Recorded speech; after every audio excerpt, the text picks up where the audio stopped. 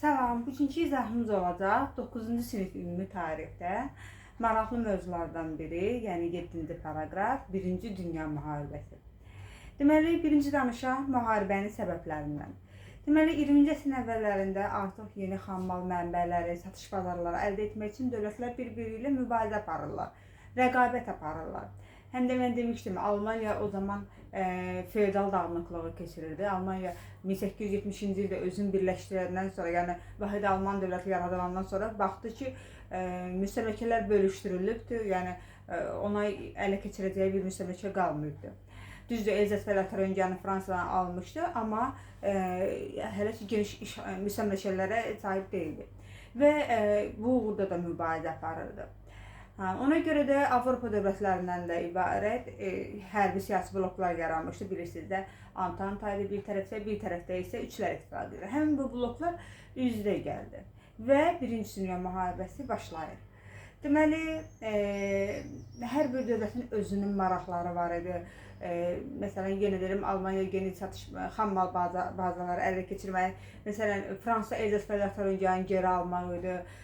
Sonra Avstriya və Macaristanın Balkanlarda planları var idi. Yəni, hər bir dövlətin özünün ayrı-ayrılıqda planları var idi ki, müharibəyə başlaması üçün, müharibəyə qoşulması üçün. Və 1914-cü ildə Avstriya Macaristan taxt tacının vəliəhdi Frans Ferdinand Serb millətçisi Gavrila Princip, adını yadımda bəsəkdə, Gavrila Princip tərəfdən öldürülür. Və bu da müharibənin başlanmasına bəhanə olur. İyulun 28-də Avstriya Macaristan Serbiyaya müharibə elan edir ki, bəs mənim taxt tacımın vəliəhdini öldürmüsünüz. Digər dövlətlər də bura qoşulduqca, yəni müharibə artıq dünya müharibəsinə çevrildi.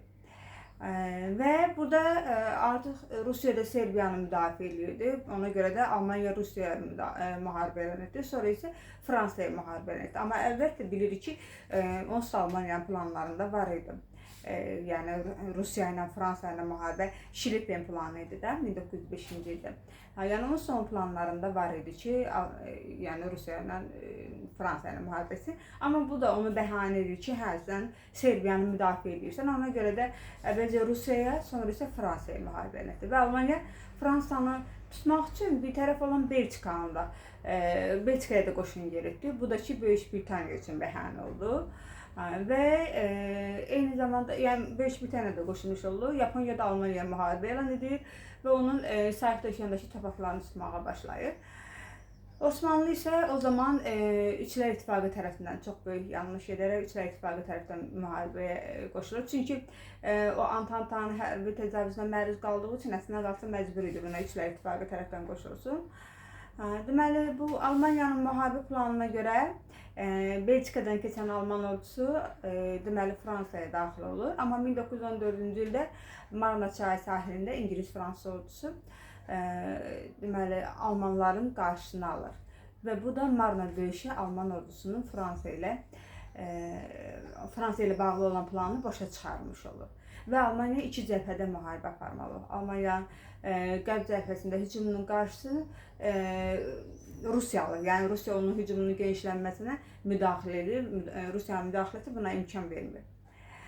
Deməli, Almaniya dəniz döyüşlərində ilk dəfə olaraq sualtı qayıqları tətbiq edir və İngiltərənin mülki və hərbi gəmilərini vurur, batırır və İngilislər buna qarşı tədbirlər hazırlayırlar. Eyni zamanda Almanya Belçika ərazisində İngilislərə qarşı kimyəvi silahdan zəhərli xlor qazından istifadə edir. Və buna qarşı da hər iki tərəf sonradan istifadə edir, amma buna görə də maskalar yaranır. Bu zəhərli qazlar əleyhinə maskalar yaranır. 1915-ci ilin yazında isə Antanta dövlətləri bir sıra vədlər verir, İtaliyanı öz tərəfinə çəkirlər. Əslində qalsa 1943-cü ildə, 2-ci Dünya müharibəsi dövründə 1943-cü ildə İtaliya tutulmuşdu o zaman. Yəni tutulacaq 2-ci Dünya müharibəsində və orada Badoglio hökuməti yaradıldı. Bu da Almaniyanın vəziyyətini gərginləşdirir, amma payızda, həmin ilin payızında Bolqarıstan Almaniya ilə razılığa gəlir.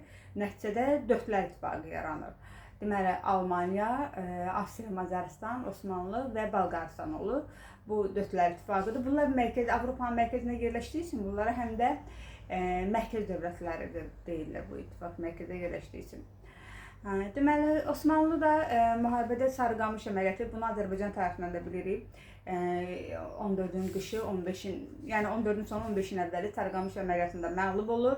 Bu da Anadolunun şərqində Rus qoşunlarının hücum əməliyyatlarına şərait yaradır. Amma burada eyni zamanda ermənilər də böyük canfəşanlıq göstərirlər. Hansı ki, Ruslar tərəfindən silahlandırırlar və Osmanlılar əleyhinə xüsusi canfəşanlıq edirlər.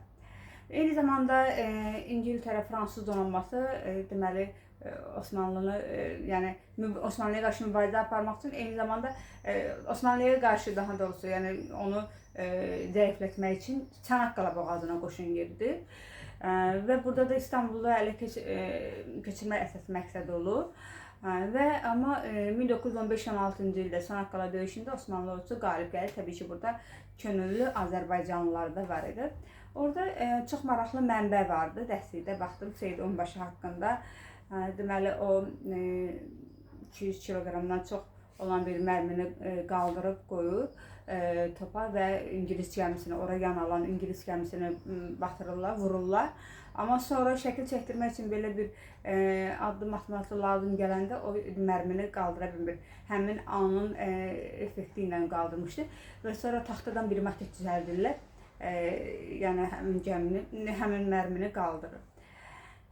Belə sonra burada da Osmanlı dediyimiz kimi deməli Osmanlı ordusu qalib gəlmişdi və Azərbaycanlılar da kömək etmişdi.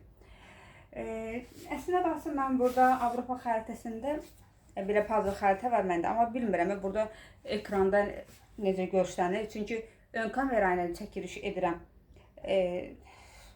Yəqin ki, normal görsənir. Yəni burada bizim dövlətlərin yerini bilməyimiz tam dəqiqliyinə lazımdır. İstər MİQ olsun, istər sertifikasiya, istər də abituriyentlər olsun. Yəni müharibənin hardan başlaması, necə başlaması haqqında. İndi mövzularda yeri düşsə, elə bu mövzuda yeri düşsə də mən o dövlətləri göstərəcəm burada. Deməli, danışaq indi 1916-cı il hərbi əməliyyatlarından danışaq. Deməli, əslində baxsa birinci belə bir sxem yazın bura. Baxın, birinci görsənir lövhədə Verden, baxın V hərfi yazdım. Verden döyüşü. Verden'in bunun ayağını çəkirəm nə olur? Jutland döyüşü. Bu ikisinin arasında yazıram S.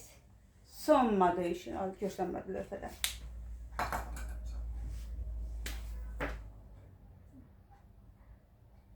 Görsənmədi. Bəlkə də görsənir, telefondan belə görürəm mən.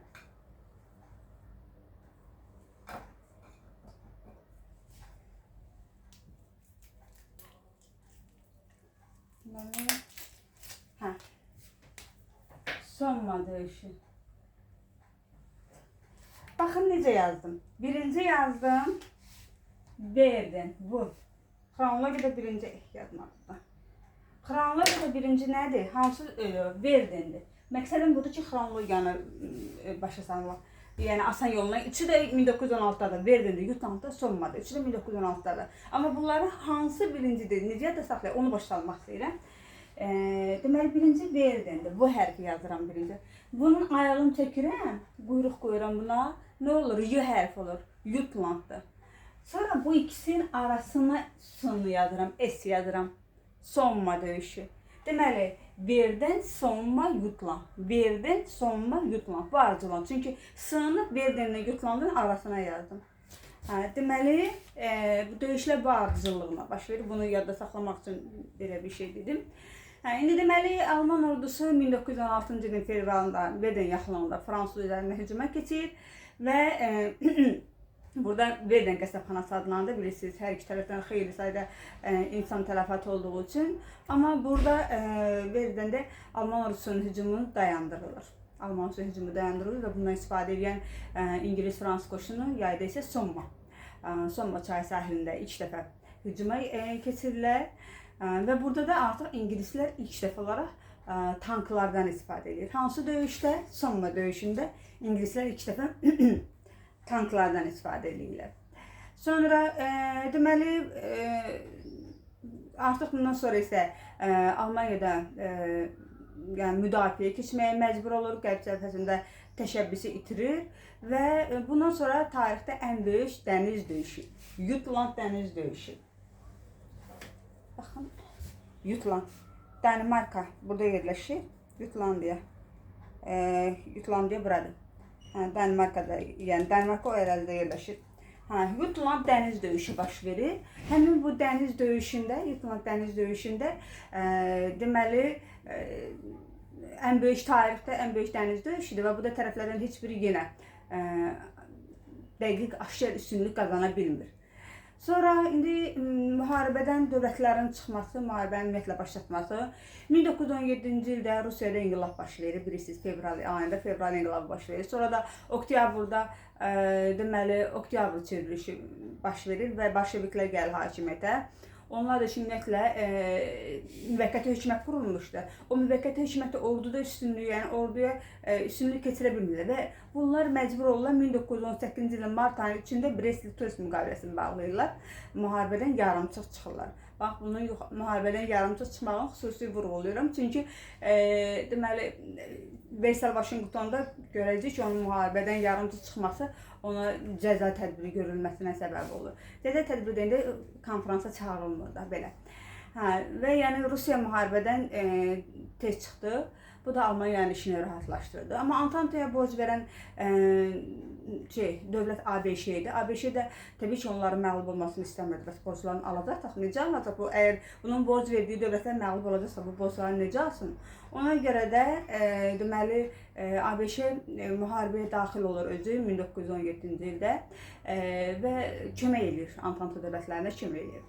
Sonra 1917-ci ilin oktyabrında İtaliya ordusu, İtaliya keçib Antanta tərəfə vədlərlə 1915-ci ilin yazında.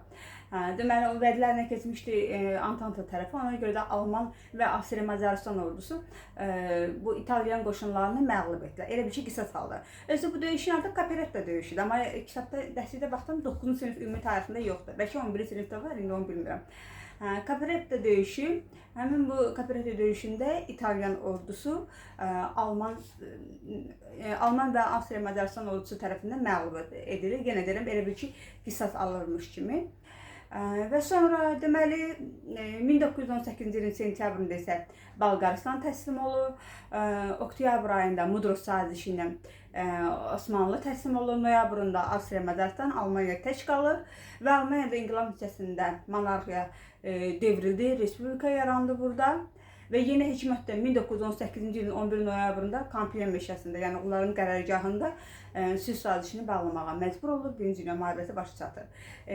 Tez-tez danışmama səbəb video artıq 12 dəqiqəni keçir, 12 dəqiqəni də keçməsə lazım deyil, artıq 13 dəqiqəni keçib. Ona görə də mümkün qədər tez-tez danışdım. Bu qədər, sağ olun.